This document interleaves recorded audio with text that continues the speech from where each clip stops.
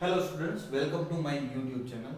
In this video, we are going to discuss one important topic of chapter number 8, that is increase and decrease in percentage.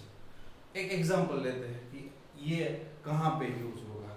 कि जैसे suppose आज आप कोई एक television purchase करने के लिए गए हो, मतलब टेलीविजन की प्राइस है, वो बताने वाला आपको बताएगा कि भाई ये अभी 10,000 रुपीज है, लास्ट टाइम तो उसकी प्राइस बहुत ही ज्यादा थी, अब 10% कम हो गई है। तो 10% कम हो गई है तो ये डिक्रीमेंट हुआ। सिमिलरली वो आपको ये भी परचेस करने के लिए साथ में ये भी बोलेगा कि अगर ये आप 3 महीने के बाद या 6 महीने के बाद आओगे तो इसकी प्राइस में इतना परसेंटेज हाइक होने वाला है, मतलब इंक्रीमेंट हो जाएगा। सो इस टाइप में वो वैल्यू के टर्म्स में नहीं बता रहा है। क्यों? क्योंकि उसके पास तो बहुत सारे मॉडल्स होंगे, वो हर एक मॉडल्स की प्राइस है वो तो अलग अलग रहने वाली है। तो वो क्या बताएगा कि भाई 5% है वो आपको डिस्काउंट मिलेगा, कैशबैक मिलेगा, या तो 5% है वो प्राइस बढ़ जाएगी, 10% है वो इंक्रीज हो जाएगी। तो that is a increase and decrease in a percentage. I hope you are clear with this. Let's say एक एग्जांपल से ये समझते हैं कि आज मैं एक सपोज टीवी परचेस करने के लिए गया, तो टीवी की प्रेजेंट प्राइस है दैट इज 10,000 रुपीज। 10,000 रुपीज में तो छोटा सा डिब्बा मिलेगा, भले ही डिब्बा तो डिब्बा, टीवी तो है हमारे लिए। चलो ये टीवी की बात कर रहे हैं 10,000, और साथ में दुकान में बताने वाला आपको क्या बताएगा भाई 10% प्राइस है वो नेक्स्ट ईयर इंक्रीज हो जाएगी। तो मतलब परसेंटेज इंक्रीज कितना हुआ, तो ये परसेंटेज में इंक्रीज दिया हुआ है। वैसे ही सेम डिक्रीज भी दिया जाता है। कहाँ पे? तो जब आप अपने घर पे कोई भी चीज लेके आते हो तो वो पुरानी चीज हो जाती है। अब पुरानी चीज रीसेलिंग में आप बेचने जाओगे तो उसकी प्राइस में क्या हो जाएगा, कमी हो जाएगी। तो कमी हो जाएगी मतलब वो क्या हो रहा है, डिक्रीमेंट हो रहा है।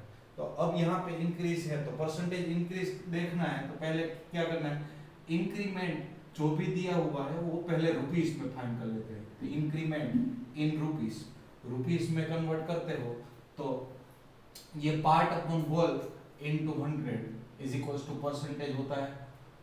तो वही हम फॉर्मूला का यूज कर रहे हैं। तो पार्ट हमें चाहिए तो परसेंटेज इंक्रीमेंट कितना हुआ वही फाइंड करना है। तो परसेंटेज इंक्रीमेंट के हिसाब से तो percentage into whole divide by 100 हो जाएगा। तो परसेंटेज क्या है, तो भाई 10% इंक्रीमेंट होता है। यहाँ 10 होल मतलब उसकी पुरानी प्राइस क्या थी वो, तो पुरानी प्राइस उसकी हो गई 10,000 रुपीज, तो ये 10,000। अब सिंप्लीफिकेशन करते हो तो ये 0 0 कैंसिल, ये 0 0 cancel, so answer you can write is 1,000 rupees.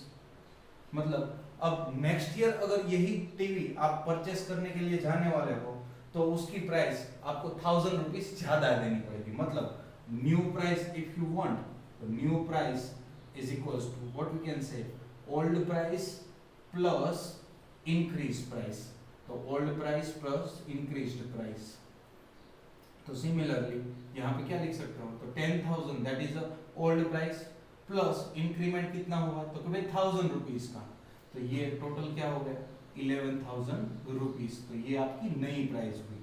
अब सेम कंडीशन अगर इसी क्वेश्चन को डायरेक्ट इस तरह से ये अलग ना करना हो, साथ में करना हो तो किस तरह से कर सकते हो, तो आप ऐसे लिख सकते हो new price is equals to old price plus increment in rupees, but यहाँ पे old price as it is 10,000 लिख दोगे, प्लस इंक्रीज है प्राइस फाइंड करनी है तो प्राइस का फॉर्मूला यहाँ पे आप डाल दोगे। तो डायरेक्टली इस तरह से भी आप कैंसल आउट कर सकते हो। तो ये थोड़ा सा शॉर्ट हो जाएगा।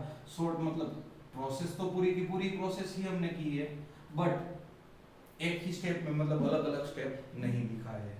चलो एक और एग्जांपल देख लेते हैं कि भाई ये अगर प्रोडक्शन में जो जहां भी प्राइस हमने बढ़ाई या तो कम की, इंक्रीज हुआ या डिक्रीज हुआ, वो किसके ऊपर हुआ, तो देखो ये अभी की जो प्राइस है उसके ऊपर डिक्रीमेंट हुआ है या इंक्रीमेंट हुआ है।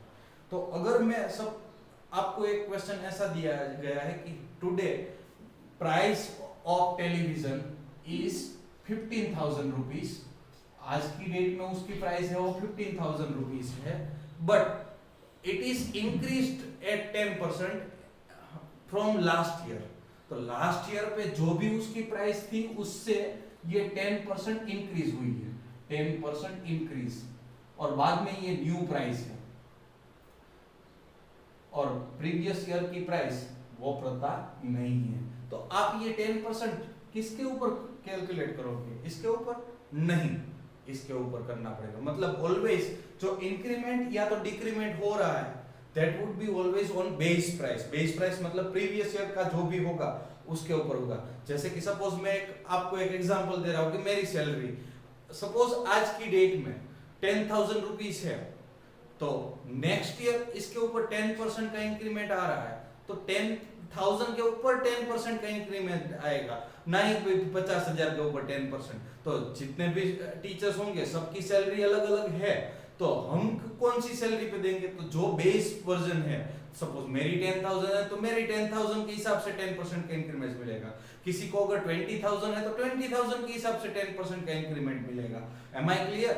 सो इस तरह से आपको बेस जो भी प्राइस है उसके ऊपर आपको देखना पड़ेगा। तो ये क्वेश्चन अगर आपको सोल्व करना है तो ये क्वेश्चन आप किस तरह से सोल्व करोगे? तो यहाँ पे ये क्वेश्चन आप इस तरह से सोल्व नहीं कर सकते। तो उसके लिए आपको क्या करना, ये क्वेश्चन वैसे राइट ही है बट इसको ये तरीके से आप सॉल्व नहीं कर सकते। इसके लिए आपको अलग मेथड करनी पड़ेगी। अलग मेथड कौन सी होगी?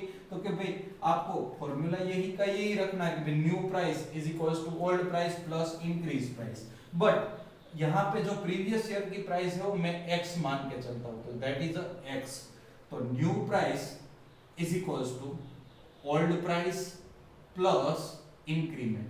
तो new price that is 15,000 rupees. अब ओल्ड प्राइस वो क्या है x, बट यहाँ इंक्रीमेंट जो भी फाइंड करना है वो किसके ऊपर फाइंड करोगे आप? तो वो करोगे आप ओल्ड प्राइस पे, मतलब x के ऊपर इंक्रीमेंट। तो x के कितने परसेंट इंक्रीज हुए हैं? 10/100, तो 10%। So this would be cancel out. Here you can write 11x by 10 is equals to 15,000. So if you want to find x, then 15,000 into 10 divide by 11. So this would be 15,000 divided by 11. So whatever answer is coming, that would be your final amount. That means that was the previous year amount. I hope you are clear with increment and decrement percentage. This will be helpful for you in next subsequent exercise 8.2 as well as in higher standard. Also this will be concept will be useful in compounding, means after 5 year अगर depreciation हो रहा है या तो rate increase हो रहा है तब आपको फाइंड करना है, तो ये फॉर्मूला से आप फाइंड कर सकते हो। तो फॉर्मूला आपका क्या रहा? तो formula is new price is equals to, या तो new price is equals to old price plus increment. Increment ये रुपीस में होगा। अब सपोज वही डिक्रीमेंट हो रहा है तो new price is equals to original price या तो ओल्ड प्राइस माइनस डिक्रीमेंट। जब भी डिक्रीमेंट करना है तो आपको क्या करना पड़ेगा? माइनस में करना पड़ेगा, क्योंकि ईयर ऑन ईयर उसकी वैल्यू क्या होती जाएगी? डाउन हो जाएगी। So I hope you are clear with this topic. Thank you everyone.